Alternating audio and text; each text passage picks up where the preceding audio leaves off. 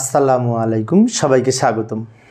প্রিয় শিক্ষার্থী বন্ধুরা, আমরা যখন হিসাব বিজ্ঞান বিষয়ে হিসাব সমীকরণের প্রভাব নির্ণয় করি তখন প্রশ্নে যদি বলা থাকে চেকে বাড়ি ভাড়া প্রদান করা হলো ৭,০০০ টাকা, তো এই লেনদেনটি হিসাব সমীকরণের কোথায় কোথায় লিখতে হবে, তাই না? তো চেকে বাড়ি ভাড়া প্রদান করলে ব্যাংক জমা কমে যাবে, আর বাড়ি ভাড়া হচ্ছে খরচ, খরচের ফলে এবার মালিকানা সত্ত্ব কমে। তো যাই হোক, আমি এখানে প্রমাণ করে দেখাচ্ছি।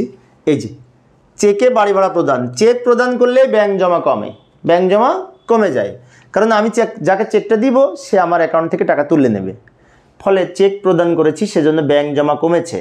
আর ব্যাংক জমা কমলেই কিন্তু এ কমে, এ হ্রাস পায়। আচ্ছা, আরেকটা পক্ষ বাড়ি ভাড়া। এখন বাড়ি ভাড়া প্রদানের ফলে খরচ হয়, বাড়ি ভাড়াটা খরচ হলে কিন্তু মালিকানা কমে, তাই বাড়ি ভাড়া বাবদ খরচের জন্য, বাড়ি ভাড়া বাবদ ব্যয়ের জন্য মালিকানা কমবে, মানে কমবে, ওনার্স ইকুইটি মানে মালিকানা সত্ত্ব। এইটা হচ্ছে আমাদের এই লিখে যদি আমরা ব্যাখ্যা দিই তাহলে এই ধরনের প্রভাব ব্যাখ্যা। এখন আমরা যদি ছকের মাধ্যমে উপস্থাপন করি তাহলে কোথায় কোথায় লিখব, তাই না?